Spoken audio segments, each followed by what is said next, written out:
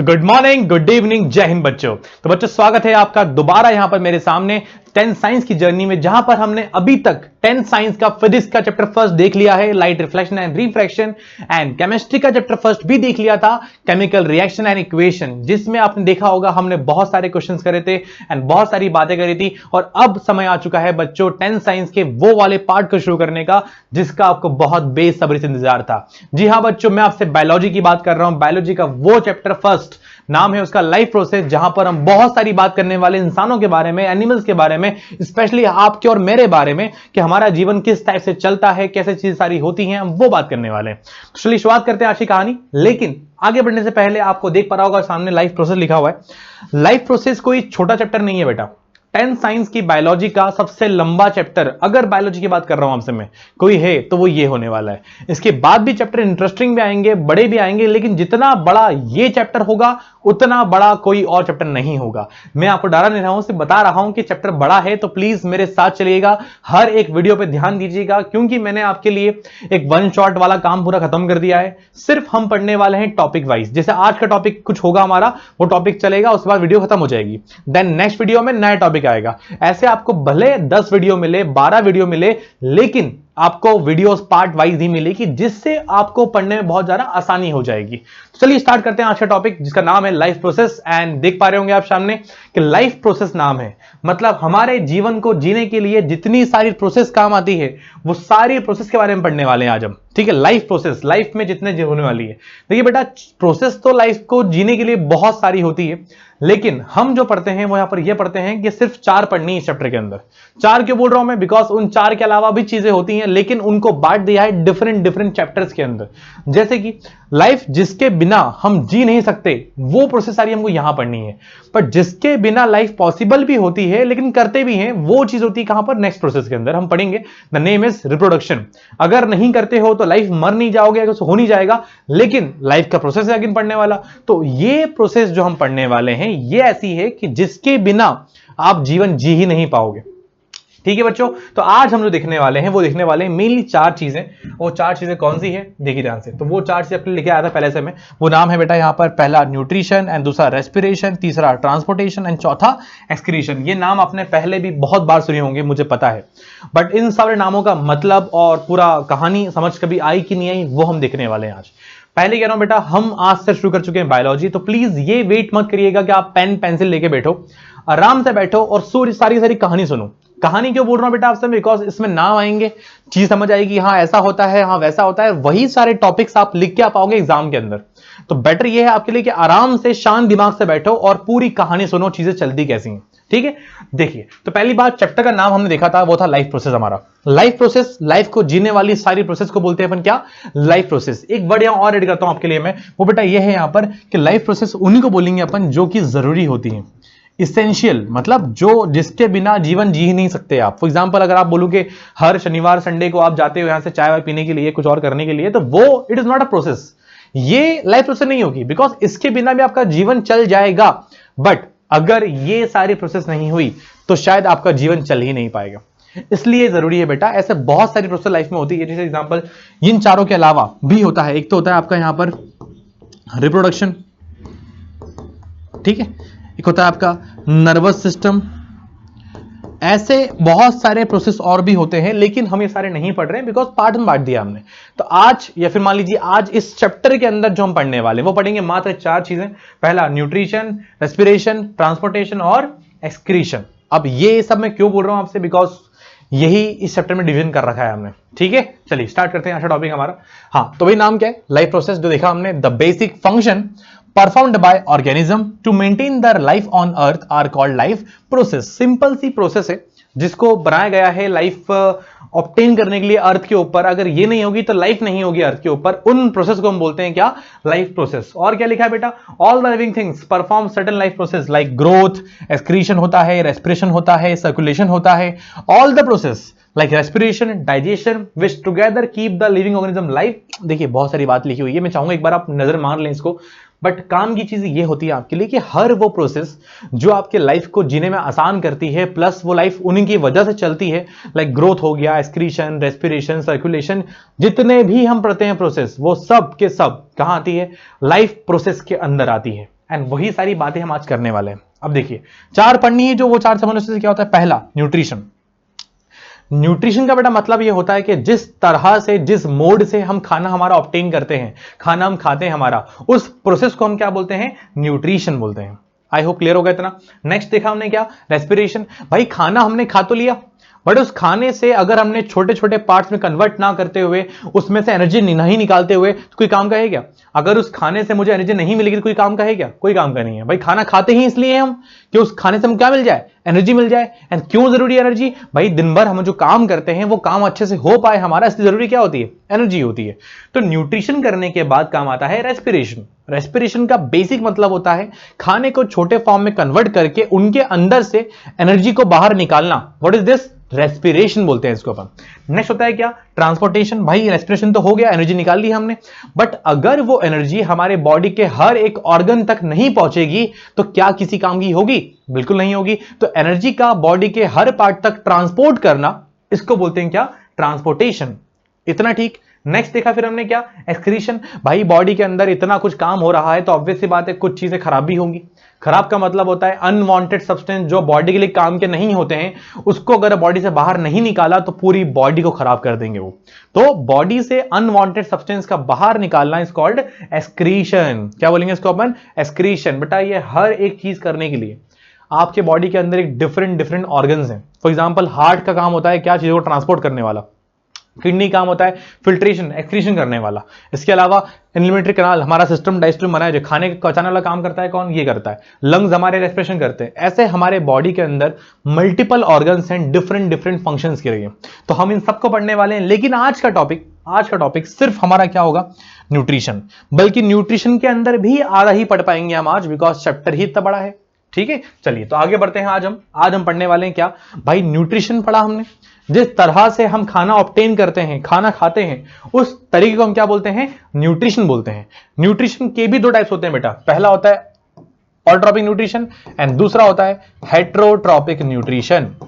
Heterotrophic nutrition. अब ये auto क्या होता है, हेट्रो क्या होता है, हम सब बात करेंगे। उसके पहले कुछ चीज समझ लो जो जरूरी है आपके लिए। तो जरूरी ये होती है कि हम खाना खाते हैं कुछ फॉर्म में, दैट्स कॉल्ड न्यूट्रिएंट्स। किस फॉर्म में खाते हैं? न्यूट्रिएंट्स के फॉर्म में। मुझे बताओ व्हाट इज पॉल्यूशन? भाई पॉल्यूशन मतलब होता है गंदगी करना, बट गंदगी जिस सब्सटेंस की वजह से होती है ना, उन सब्सटेंस को बोलते हैं क्या, पॉल्यूटेंट। वैसे ही आपका खाना खाना is what, nutrition, it is a process. But खाना हम किस फॉर्म में खाते हैं, तो वो फॉर्म क्या होंगे बेटा, न्यूट्रिएंट्स होंगे। तो हमारे पास मेनली होते हैं 5।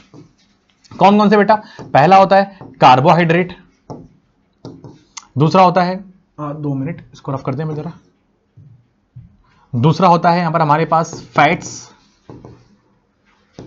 तीसरा होता है प्रोटीन्स, चौथा होता है vitamins and the last minerals. इनके अलावा चीजें बहुत सारी और भी होती हैं, बट मेनली कितने होते हैं ये 5। इन पांचों के अंदर से भी जरूरी पता है कि आपके लिए ये 3 पढ़ना, बिकॉज ये तीनों से निकलती है क्या, एनर्जी। It's gives energy. और ये 3 एनर्जी प्रोवाइड नहीं करते आपको, लेकिन बहुत काम के होते हैं। ठीक है, तो ये भी काम के हैं, ये भी काम के हैं, लेकिन द मोस्ट इंपॉर्टेंट जो आज हम पढ़ने वाले हैं वो कितने हैं बेटा, 3। कौन कौन से? कार्बोहाइड्रेट्स, फैट्स है, और साथ में क्या है हमारे पास, प्रोटीन्स होने वाला है। बट तुमको पता है हमारे बॉडी के अंदर कार्बोहाइड्रेट्स, फैट्स, प्रोटीन्स ये सारे होते हैं, बट कभी भी ये डायरेक्ट फॉर्म में नहीं होते। फॉर एग्जाम्पल मैंने आलू खा लिया, उस आलू से मुझे क्या मिल जाएगा, फैट्स मिल जाएगा, ऐसा नहीं होता बेटा। चिप्स खा लिया, मुझे क्या मिल जाएगा, फैट मिल जाएगा, ऐसा नहीं होता। तो ये सब के सब कभी भी अपने रियल फॉर्म में नहीं होते हैं। कारण क्या है बेटा, बिकॉज इन सब का जो फॉर्म है वो होता है बड़ा कॉम्प्लेक्स। क्या होता है बड़ा, वो कॉम्प्लेक्स। अब ये कॉम्प्लेक्स सब्सटेंस हमारे बॉडी के अंदर आसानी से जाके डाइजेस्ट नहीं हो पाते हैं, तो इन कॉम्प्लेक्स सब्सटेंस को पहले हम करते हैं किस फॉर्म में कन्वर्ट, सिंपल फॉर्म में कन्वर्ट करेंगे। और जब ये सिंपल फॉर्म में कन्वर्ट हो जाएंगे ना, तो इसके अंदर से एनर्जी निकालना बहुत हमारे लिए इजी हो जाएगा। ठीक है, समझ आ रहा है क्या बोल रहा हूं मैं, कि तीनों सब्सटेंस जो बॉडी में होते हैं आपके, किस फूड में होते हैं, जो वो फूड से क्या होते हैं, कॉम्प्लेक्स फॉर्म में होते हैं। एंड उस कॉम्प्लेक्स सब्सटेंस को पहले हम करते हैं कन्वर्ट सिंपल फॉर्म में, एंड देन उनके अंदर से हम क्या निकालते हैं, बाहर एनर्जी निकालते हैं। अब सोचो ये बात, अगर कार्बोहाइड्रेट्स का छोटा फॉर्म आ जाएगा, सिंपल फॉर्म आ जाएगा, तो बेटा बनता है वो ग्लूकोज। ठीक, जो पढ़ा है आपने पहले भी। फैट्स का सिंपल फॉर्म बनता है बेटा फैटी एसिड्स।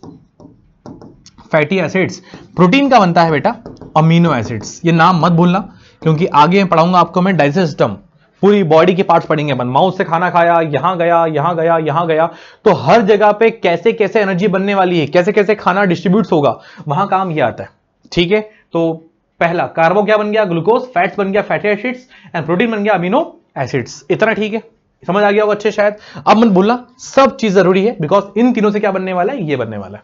क्लियर है? तो ये 5 न्यूट्रिएंट्स हमारे काम के होते हैं। अब इन पांचों के अलावा आगे बढ़ते हैं, ध्यान दीजिए। टाइप्स ऑफ न्यूट्रिशन, पहला होता है ऑटोट्रॉपिक न्यूट्रिशन, दूसरा होता है हेट्रोट्रॉपिक न्यूट्रिशन। अब ऑटो क्या होता है, आज हम यही बात करने वाले हैं। हेट्रोट्रॉपिक हमारे आज का टॉपिक नहीं, तो इसको हम करते हैं रफ, ये टॉपिक हमारे आज का बिल्कुल नहीं। ठीक है, चलिए इधर आइए। तो आज हम देखने वाले हैं बेटा ऑटोट्रॉपिक न्यूट्रिशन क्या होता है। देखो यार, नाम में सब छुपा हुआ है। ऑटो का मतलब होता है ऐसा न्यूट्रिशन जिसके अंदर ऑर्गेनिजम्स अपना खाना खुद ऑक्यूपाई करते हो, अपना खाना खुद फॉर्म करते हो, उसको बोलते हैं ऑटोट्रॉपिक न्यूट्रिशन। अब ऐसी न्यूट्रिशन, ऐसा न्यूट्रिशन जहां पर ऑर्गेनिज्म अपना खाना खुद ऑक्यूपाई नहीं करते हो, बल्कि वो अपने खाने के लिए किसी और पे क्या करते हो, डिपेंड करते हो, तो वो क्या होंगे, हेट्रोट्रॉपिक न्यूट्रिशन। क्या इसका मतलब ये होता है कि हम डिपेंड हमारे पापा मम्मी के ऊपर, मम्मी खाना बनाएगी, खाना खाएंगे तो हम कौन, हेट्रोट्रॉपिक? ऐसा नहीं होता बेटा, ऐसा नहीं होता। मैंने ये बोला हम खाना बनाते हैं खुद से। क्या खाना बनाने का मतलब होता है खाना, फूड बनाना घर पे जो हो ना बनता है, वो उसकी बात नहीं कर रहा हूं बेटा मैं। क्या हम खाना खुद जमीन से खुद उगाते हैं अपने हाथों से? नहीं ना बेटा, जमीन नेचर खुद से बनाता है, सही बात है। तो ये होता है खुद का फॉर्मेशन, बट खाना वो आ गया हमारे पास, देन बनाया हमने सब्जी के अंदर, तो वो अलग चीज हो जाती है। ठीक है, तो सारे के सारे न्यूट्रिशन होते हैं दो टाइप में, पहला ऑटो, दूसरा आपका हेट्रो। जिस ऑर्गेनिजम्स की बात कर रहा हूं आपसे मैं, जो खुद खाना बनाते हैं, उसको बोलेंगे ऑटोट्रॉपिक न्यूट्रिशन। जो अपना खाना खुद नहीं बनाते होंगे उसको हम बोलेंगे हेट्रोट्रॉपिक न्यूट्रिशन। तो आज का टॉपिक सिर्फ यही है हमारा, ऑटोट्रॉपिक न्यूट्रिशन। करें स्टार्ट, ध्यान दीजिए क्या लिखा हुआ है। It is the mode of nutrition in which organism synthesise मतलब होता है टू फॉर्म करना their own food from the simple inorganic substance such is water and carbon dioxide. भाई वाटर का, CO2 का, ऑक्सीजन का यूज करके अपना खाना बनाते हैं आसानी से, वो उसको हम क्या बोलते हैं, उसको हम बोलते हैं ऑटोट्रॉपिक न्यूट्रिशन बोलते हैं। ठीक है, ग्रीन प्लांट्स की बात करें, भाई ग्रीन प्लांट्स इसका बेस्ट एग्जांपल है। ठीक है, ग्रीन प्लांट्स सारे के सारे क्या होते हैं, हमेशा ऑटोट्रॉप्स होते हैं। They synthesize food by the process of photosynthesis. ये अपना खाना बनाते हैं एक प्रोसेस से जिसका नेम है फोटोसिंथेसिस रिएक्शन। भाई अगर आपने 7th 6th 8th में साइंस कहीं देखा होगा ना, तो शायद इसे कोई बच्चा होगा जिसने ये प्रोसेस का नाम नहीं सुना होगा। ये प्रोसेस इतनी फेमस है कि मैं तुम्हें क्या बताऊं, ये बच्चों ने नाम इसका सुना ही सुना होगा, पक्का नाम सुना होगा। देखिए अब ये पढ़ लेते हैं क्या होती है, देखिए ध्यान से। तो फोटोसिंथेसिस एक प्रोसेस होती है जहां पर प्लांट्स अपना खाना खुद बनाते हो। अगर ये रिएक्शन नहीं होगी तो प्लांट्स अपना खाना खुद फॉर्म नहीं कर पाएंगे शायद। तो प्लांट्स अपना खाना बनाते हैं इस रिएक्शन की हेल्प से। अब कैसे बनाते हैं, ध्यान दीजिए। देखिए तो एग्जांपल लिखा हुआ है 6CO2, ये सब तो छोड़ दो रिएक्शन वगैरह, फिर ध्यान दो बस कि भाई अगर मेरे पास ये पेड़ है, अगर मेरे पास ये पेड़ है, उस पेड़ के पास खड़ा है कोई इंसान, मान लीजिए आप खड़े हुए हैं, ठीक है, तो आप अपने बॉडी से कौन सी गैस निकालते हो, भाई आप निकालते हो CO2 गैस, हाँ कि ना। और आपने इसको दिया पानी H2O की फॉर्म में। अरे भाई प्लांट्स को अगर पानी नहीं दोगे तो काम कैसे चलेगा, ऑब्वियसली बात है। तो प्लांट्स को आपने क्या दिया, प्लांट्स ने आपको दिया, मतलब प्लांट को आपने क्या दिया, आपने दिया CO2 और आपने दिया उसको H2O। अब इस CO2 का H2O का यूज करके प्लांट्स अपना खाना बनाते हैं। बट प्लांट्स के लिए ये रिएक्शन करने से जरूरी पता है क्या होता है कि प्लांट्स के पास वो 4 चीजें होनी चाहिए। कौन कौन सी, पहला होना चाहिए CO2, दूसरा होना चाहिए H2O वाटर, तीसरा होना चाहिए क्लोरोफिल, एंड द लास्ट वो होता है बेटा क्या, सनलाइट। अगर ये 4 चीजें होगी तभी रिएक्शन हो पाएगी, अदरवाइज रिएक्शन होगी ही नहीं कभी बेटा। अब मुझे बताओ CO2 कौन देगा, हम देंगे। H2O कौन देगा, हम देंगे, या फिर बारिश अगर हो गई तो नेचर मिल जाएगा, वो हो जाएगा। क्लोरोफिल बेटा ये होता है पत्तियों के अंदर, प्लांट्स की पत्तियों में होता है क्या, क्लोरोफिल। एंड सनलाइट, सनलाइट कौन देता है, सन देगा भाई, ऑब्वियसली बात है। ये चारों रिएक्शंस कंबाइन करने के बाद आपको मिलता है क्या, ये पूरा प्रोसेस मिलता है। एग्जांपल देखिए, मैंने कहा photosynthesis is a cycle physiological process by which plant cell containing chlorophyll produces food in the form of carbohydrates using CO2, water, light energy। इन सब की वजह से क्या बनता है, मुझे रिएक्शन होती है। अब ये रिएक्शन बेटा बहुत फेमस है, कैसे, ध्यान दीजिए। ये लिखा है CO2 कार्बन डाइऑक्साइड हमने दिया, वाटर भी हमने दिया। अब ये लिखा है in the presence of sunlight and chlorophyll, ये हमने नहीं दिया, ये दिया नेचर ने। क्लोरोफिल उसकी पत्तियों में पहले से ही होता है, ठीक है, सनलाइट उसको मिल गया धूप की वजह से, एंड दोनों चारों चीजें मिला के क्या बनता है बाहर, C6H12O6। And what is this, carbohydrates. बेटा इसी को हम बोलते हैं क्या, ग्लूकोज। क्या बोलेंगे, ग्लूकोज। जब ये सिंपल फॉर्म में कन्वर्ट हो जाएगा एंड बाहर निकलती है क्या, oxygen gas. And oxygen gas वही है जिसकी वजह से हम और आप सब जी पा रहे हैं। तो अगर प्लांट ने अपना खाना नहीं बनाया, प्लांट ने ये रिएक्शन नहीं करी, तो हमको ऑक्सीजन गैस नहीं मिलेगी, एंड ऑक्सीजन गैस नहीं मिली तो भाई हम जी नहीं पाएंगे, ऑब्वियस सी बात है। तो ये रिएक्शन तुम्हारे लिए बहुत काम की होती है। क्या इतना ठीक है? कभी कभार जनरली सिर्फ सवाल यहां से नहीं बनते, वो जमाना गया बेटा कि define the reaction of photosynthesis, ये कोई नहीं पूछेगा आपसे। आपसे पूछते हैं हमेशा कि भैया प्लांट्स ने जो रिएक्शन करी वो किस किस तरह से करेगा, कौन कौन से स्टेप्स में करेगा। तो ये है स्टेप्स ऑफ फोटोसिंथेसिस रिएक्शन। अब ये देखो ध्यान से पढ़ लिखा हुआ है। पहला, एब्जॉर्प्शन ऑफ लाइट। भाई प्लांट के अंदर होती है पत्तियां, सपोज ये पत्तियां हैं, इस पत्ती के अंदर होता है एक पिगमेंट, उस पिगमेंट का नाम होता है क्लोरोफिल। क्या होता है, क्लोरोफिल। भाई ये वही पिगमेंट है जिसकी वजह से पत्तियां होती है हरी भरी करेगी, ठीक है ना। तो इस क्लोरोफिल की वजह से सारे के सारे सनलाइट जो आ रही है वो एब्जॉर्ब होती है कहां पर, पत्तियों के अंदर, पहला। दूसरा, एब्जॉर्ब होने के बाद भाई वो जो एनर्जी आई किस फॉर्म में आती है, वो आती है लाइट एनर्जी के फॉर्म में, लाइट एनर्जी के फॉर्म में। और अब वो कन्वर्ट होगी किसके फॉर्म में, केमिकल एनर्जी की फॉर्म में।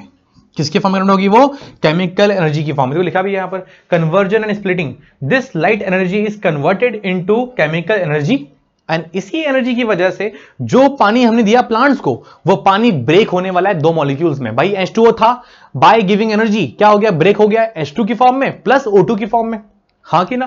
तो मतलब ये जो रिएक्शन थी यहां पर H2O था, अब ये हो चुका है H2, साथ में हो चुका है O2। क्या इतना ठीक है? आगे चलते हैं। नेक्स्ट लिखा हुआ रिडक्शन। रिडक्शन वही है जो हम पढ़ के आए थे केमिस्ट्री के लास्ट वीडियो में, अगर देखा हो तो। आपने नहीं देखा बताओ। तो ये है बात सिंपल सी कि अगर बोला रिडक्शन, तो भैया किसी भी चीज के अंदर, किसी सब्सटेंस के अंदर आप H2 को ऐड करवाते हो, हाइड्रोजन का एडिशन जो होता है वो क्या होता है, रिडक्शन होता है। तो हम क्या करने के वाले हैं बेटा, यहां पर हम CO2 गैस जो निकली बाहर, ठीक है, उस सब्सटेंस के अंदर हम H2 को ऐड करने वाले हैं। एंड H2 के मिलने से क्या बन जाएगा, वो C6H12O6। और ये बन गया, मतलब क्या बन गया भाई, फूड बन जाएगा। और अगर फूड बन गया तो हमारी रिएक्शन सफल हो गई। तो यही है पूरी स्टेप्स। पहला क्या है, लाइट को एब्जॉर्ब करना in the help of photosynthesis reaction, by the help of chlorophyll, ठीक है। दूसरा, लाइट का कन्वर्जन किन की फॉर्म में, केमिकल एनर्जी की फॉर्म में। एंड साथ में क्या होता है, पानी के मॉलिक्यूल जो H2 होते हैं वो टूटते हैं दो पार्ट्स में, H2 प्लस O2 की फॉर्म में। एंड द लास्ट स्टेप जो होती है वो क्या होती है, रिडक्शन, जहां पर हम H2 को ऐड करवाते हैं और बनाते हैं क्या, पूरा ग्लूकोज बनवाते हैं। तो आई होप इतना समझ आया होगा। भाई देखिए सिंपल सी बात है, इसके अंदर कोई खास नहीं है। देखो डायग्राम दिख रहा है सामने, इस डायग्राम के अंदर ये रही पत्ती, इस पत्ती के अंदर कहां गया, हाँ ये रही पत्ती। इस पत्ती में ऑलरेडी क्या होता है भाई, क्लोरोफिल। अब क्लोरोफिल की वजह से सनलाइट इसके पास क्या आएगी, यहां पर आएगी और एब्जॉर्ब हो जाएगी। अब सनलाइट तो मिल गई इसको, साथ में हमने क्या दिया इसको, CO2 गैस। मतलब हमने दिया इसको CO2 गैस और हमने दिया इसको वाटर, और सनलाइट और क्लोरोफिल ऑलरेडी इसके पास था, जिसकी वजह से ये बनाएगा C6H12O6 और बाहर निकल जाएगी बेटा O2 गैस। क्या इतना ठीक है बेटा? इस के अंदर इस रिएक्शन की बैलेंसिंग बहुत जरूरी होती है। आपको इसको कोशिश करो कि आप इसको बैलेंस फॉर्म में याद करो। ऐसे नहीं कि भाई ये पढ़ लिया और काम हो जाएगा, नहीं। क्या है बैलेंस है भाई, बैलेंस केमिकल रिएक्शन पढ़ के आए थे अपन। ये कितने, 2 और 6 8, यहां कितने 2 और 1 3। बैलेंस बिल्कुल नहीं है, बैलेंस करना पड़ेगा भाई। बैलेंस याद कर लो, मैं चाहूंगा आपसे याद ही कर लो। 6CO2 6H2O, यहां पर आएगा तुम्हारे पास, साथ में क्या आएगा यहां पर, बैलेंस करें, आओ चेक करते हैं। 12 बैलेंस है। ऑक्सीजन 6 और 12, ऑक्सीजन 6 और 12 भाई बैलेंस नहीं है। यहाँ कितने 8, यहाँ लगा दूंगा अगर 6 तो कितना हो जाएगा, 6 2 12 और 6 18, और यहाँ हो गए आपके 12 और 6 18, एकदम सही है। कार्बन 6 हो गई बैलेंस, एकदम सही है। क्या इतना ठीक है? तो आपको रिएक्शन से याद करनी पड़ेगी। और ये रही पूरी प्रोसेस जो आप देख पा रहे हो। एंड जो बाहर मिला हमको वो होता है शुगर। शुगर मतलब होता है वही कार्बोहाइड्रेट्स, या फिर बोल लीजिए आप ग्लूकोज की फॉर्म में। तो इतना समझ आया? तो ये है हमारे रिएक्शंस। और ये है एक टॉपिक और देख लो कि किस तरह से चीजें होती हैं। देखो ध्यान से, जैसे देखा पहले आपकी रिएक्शन तो हो गई, बट ये रिएक्शन बहुत जरूरी है इस चैप्टर में। मतलब अभी जो हम देखा वीडियो के अंदर, आज की पूरी वीडियो के अंदर सबसे मेन टॉपिक जो होने वाला है, कहते हैं कहां से होगा, वो यहां से होगा। नाम क्या है, फोटोसिंथेसिस रिएक्शन। इससे क्वेश्चन बेटा बनता ही बनता है, ठीक है, बनता ही बनता है। एक सवाल था पीवाईक्यू का, सवाल ये था कि भैया कौन कौन से 4 कंपोनेंट्स होते हैं आपके फोटोसिंथेसिस रिएक्शन करने के लिए। तो क्या बोलोगे आप, पहला वाटर, दूसरा CO2, तीसरा सनलाइट, चौथा क्लोरोफिल। इन चारों की वजह से रिएक्शन क्या होती है, कंप्लीट होती है। इसके बाद देखा फिर हमने ये रिएक्शन, इसके बाद देखा हमने स्टोमेटा। स्टोमेटा क्या है, ध्यान दीजिए, मैंने कहा ये रही पूरी पत्ती, इस पत्ती के अंदर सेंटर में एक पार्ट होता है, ये वाला देखा होगा आपने, ये रही पत्ती। अब इतना पता होगा शायद कि पूरे पार्ट पत्ती का जो पूरा कवर होता है इसको बोलते हैं लेमिना। क्या बोलते हैं, लेमिना। और इस लेमिना के अंदर बहुत छोटे छोटे से भाई क्या होते हैं, छेद होते हैं। यहां पर इन छोटे छोटे छेद को हम बोलते हैं बेटा पोर्स। क्या बोलते हैं, पोर्स, ठीक है। और इस पोर्स के अंदर ही क्या होते हैं बेटा, स्टोमेटा। क्या होता है, स्टोमेटा। तो अगर इस छेद को मैंने जूम कर दिया ना, कुछ ऐसा हो जाएगा वो, ठीक बेटा। ये है स्टोमेटा क्लोज्ड, ये है स्टोमेटा ओपन, ठीक। अब ये ओपन क्लोज क्या हो गया मुझे बताओ। ये पेड़ की पत्तियां हैं, इस पत्ती के ऊपर सनलाइट आएगा, उस सनलाइट की वजह से बाहर कौन सी गैस निकलती है भाई, वो निकलती है ऑक्सीजन गैस, ठीक। अंदर कौन सी गैस आ रही है, CO2 गैस। अब भैया ऐसा तो है नहीं कि कोई बाल्टी रखी और डाल दिया CO2 गैस में, ऐसा तो होगा नहीं, ऑब्वियसली बात है। तो भैया CO2 गैस का, O2 गैस का आना जाना करने के लिए, एक्सचेंज होने के लिए जरूरी क्या है, कोई रास्ता हो वहां पर। तो वो जो रास्ता है बेटा वो होता है क्या, स्टोमेटा। तो लिखा भी यहां पर, they are responsible for gas exchange. कौन कौन सी गैसेस भाई, CO2 गैस जाएगी, O2 गैस आएगी। क्लियर है। तो ये जाना ये आना कैसे होता है, ये होता है एक पत्ती में होते हैं छेद, उन छेद को बोलते हैं क्या, स्टोमेटा। और ये क्लोज्ड है, ये वाला क्या है, ओपन है। अगर ओपन है तो CO2 O2 क्या होगी, आराम से एक्सचेंज होगी। और ये क्या है भाई, क्लोज्ड, मतलब कुछ भी एक्सचेंज नहीं हो पाएगा बेटा। ये जनरली होता है नाइट के समय, इसलिए बोलते हैं नाइट को, रात के समय पे कभी भी फोटोसिंथेसिस रिएक्शन नहीं होती। एंड वो रिएक्शन कब होती है, दिन में होती है। दिन में क्या होता है, बिकॉज प्लांट्स जो स्टोमेटा होता है वो क्या होता है, ओपन हो जाता है। अब भाई ये ओपन क्लोज करने के लिए जो तरीका होता है वो होता है क्या, गार्ड सेल्स। देखो ये और ये जो पार्ट दिख रहा है आपको, इसको बोलते हैं अपन गार्ड सेल्स। कुछ नहीं, सेल है, और इन्हीं सेलों की वजह से ये स्टोमेटा क्लोज हो गया, ओपन हो गया, क्लोज हो गया, ओपन हो गया। तो कोई बोले आपसे कि भैया स्टोमेटा क्लोज एंड ओपन कौन करवाता है, तो बोलोगे आप गार्ड सेल करवाता है। तो गार्ड सेल की वजह से चीजें क्या हो पाती हैं, स्टोमेटा ओपन या क्लोज हो पाता है। क्या इतना ठीक है। अब एक अगर आपने ये देखा, तो अगर आपको मैंने सवाल नहीं आए तो आना चाहिए, मुझे बताओ। यहां तो आराम से हो जाएगा भाई, नॉर्मली ग्रीन प्लांट सारे के सारे यही परफॉर्म करते हैं, आराम से काम हो जाएगा। बट मुझे बताओ, जो प्लांट जनरली डेजर्ट में होते हैं, रेगिस्तान में होते होंगे, अगर उन्होंने अपना स्टोमेटा ओपन कर लिया तो जरूरी है क्या यहां से O2 CO2 जाएगा बस। भाई इस छेद की वजह से पानी भी तो निकल जाएगा बाहर। अरे जो डाला पानी अपने रूट्स के अंदर, वो रूट्स में एब्जॉर्ब तो होगा, और रूट्स के थ्रू पूरा कहां जाएगा, पानी ऊपर जाता होगा। एंड वो पानी अगर ज्यादा सनलाइट मिल गई तो क्या पूरा इवेपोरेट नहीं हो जाएगा। और अगर पत्तियों के अंदर से पानी इवेपोरेट हो जाएगा तो इस बात का मतलब पत्तियां जो हरी हरी हो रही थी अब क्या हो रही, पूरी सूख जाएगी। सही बात है। तो ऐसा ना हो, तो रेगिस्तान वाले प्लांट, डेजर्ट के सारे प्लांट अपनी रिएक्शन पता कब करते हैं, वो करते हैं नाइट में। कब करते हैं, नाइट में, क्योंकि उनके पास पानी की दिक्कत वैसे ही होती है। तो पानी की कमी की वजह से वो अपनी रिएक्शन कब करते हैं बेटा, रात को करते हैं। ठीक है। तो ये एक फैक्ट है, ध्यान देना इस बात का। और इसमें क्या है भाई हमारे पास, और इसमें और तो कुछ नहीं है, आज का टॉपिक इतना ही था हमारा। बस फिर से कर रहा हूं बेटा, मैं अभी चैप्टर जस्ट स्टार्ट हुआ है, अभी हेटेरोटॉपिक नहीं आया, फिर ट्रांसपोर्ट आएगा, फिर एस्पिरेशन आएगा, सब बहुत टॉपिक आने वाले हैं। तो प्लीज वीडियो को देखते रहिएगा, और कोई डाउट हो तो प्लीज मुझे बताइए कमेंट के अंदर। तब तक के लिए मिलते हैं, गुड बाय। और इस लेक्चर को एक बार दोबारा रिवाइज करिएगा तो चीजें अच्छे से याद आपको हो जाएगी। ठीक है, चलिए।